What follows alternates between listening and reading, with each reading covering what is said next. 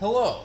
Today you will join my station wagon on Gasket Case Garage and my brand new Holley 750 vacuum secondary carburetor and a story of how it got here. So I had this whole big long video planned. I had two Holley 780s.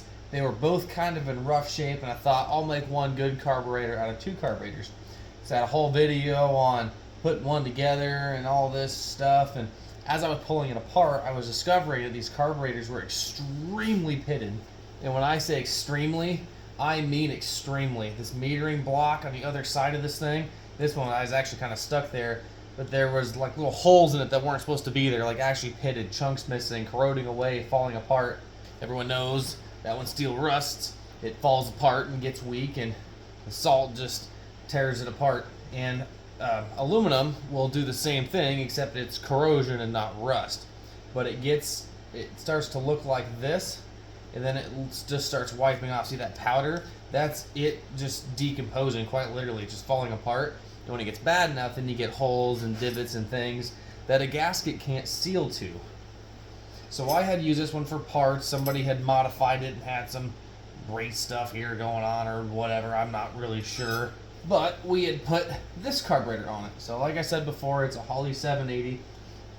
It is not a four-corner idle, but it does have a metering block in the back here. So it has two power valves, but is not a mechanical secondary, hence the vacuum here, and no idle screws back here. It's kind of a weird contraption that I didn't really know existed until I had it and started messing with it. So I rebuilt this anyway because I was just excited to have a bigger carburetor on the 400 here, because I knew that the 400 wanted more than what the 600 was able to give it. I want to point out this too, I'm thinking about it. I might have adjusted it now, I guess.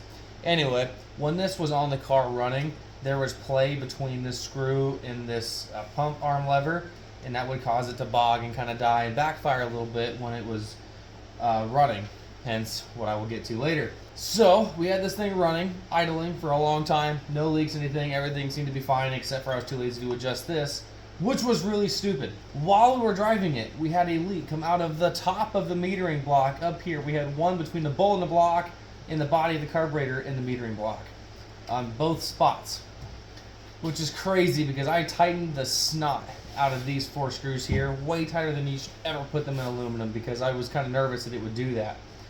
Anyway, it was filling up the cavity in the intake, and finally, when this thing backfired, I also did not have an air cleaner on it. So when this backfired, it ignited everything that was on the intake, melted all kinds of stuff. The wiring loom got melted, these fusible links got all jacked up, there's a bunch of melted connectors back there, cruise control modules all melted. I actually thought I was going to watch the car burn to the ground about 1 o'clock in the morning. I got very fortunate. I was shirtless in the middle of town swatting out a fire with a friend here that was with me at the time. And not a fun experience. I really like this car. I don't want that to be a thing. I'm pretty sad. But I'm grateful that I was able to get the fire out. It was pretty scary. But you'll notice that this carburetor, this was actually the vacuum cap that was on it when it happened. It's all melted. This is all black now and charred, and the inside of it's all black and charred, and it was just not a good deal. Here's the intake that was on it at the time. You can see how it's all charred now and all black from where it was on fire. But I did not take this off because of the fire. The intake was not hurt in any way, just the paint just got damaged. So after this full fire and everything happened, I was like, fine, I'll just buy a new one. So, the first time ever, I bought a brand new carburetor. I was all excited about it, 750 vacuum secondary. I wanted some power, but I wanted some throttle response out of it and some drivability. So, the carburetor is a little bit too big for this engine, and just a little bit. Because the idle vacuum is kind of sporadic, but the minute you give it any throttle at all, the vacuum just smooths right out, and it loves every second of it. I also went for some diagnostic techniques. I put the lightest spring in this vacuum diaphragm because I wanted to see how the engine reacts. So if I ever met or played with one of these in the future, I would know how it was acting so I could diagnose it accurately. Well, ironically enough, this engine loved every second of that light spring. You just nail it, and it just eats up all four barrels. It just loves all 750 CFM of this thing. but it didn't at first. Hence, I'm gonna skip the storytelling and jump right into what I found. This intake that was on it, I had milled the center divider out. And that was because my original intention with this car was to put a fuel injection system on this thing where the map sensor is right here over the divider, and when the divider is there, it creates a bunch of turbulence and the computer can't read the vacuum correctly, making it not want to idle correctly. So I had this milled out, had it on the car, and with the 600 CFM carburetor, this, believe it or not, didn't cause any problems. But when I had the 750 on it, it did. It ran fine, and it came off of idle just perfectly fine.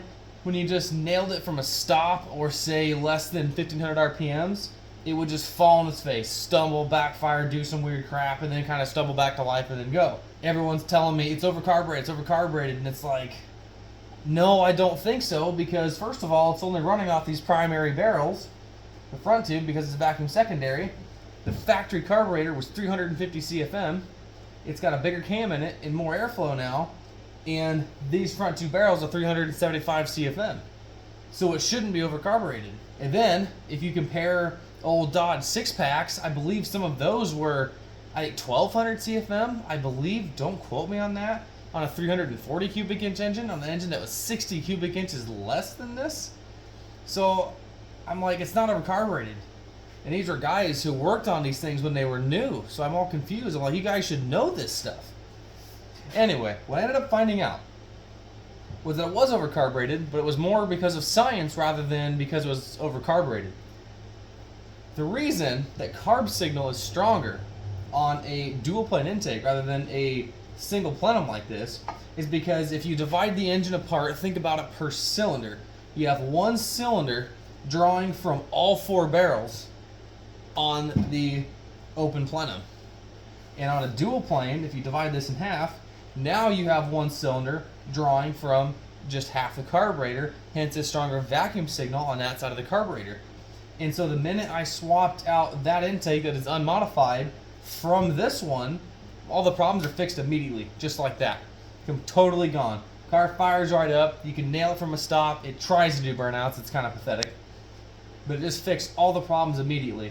But the 600 CFM carburetor was small enough that the engine was creating enough suction that you didn't really notice a difference. So, thought that was pretty cool. Thought I would share it with you guys. So now I have an intake for a small carburetor or fuel injection in the future. I'm just so proud of this thing. It looks so cool. It runs beautifully. Got the choke all dialed in for what the engine wants. Hit it.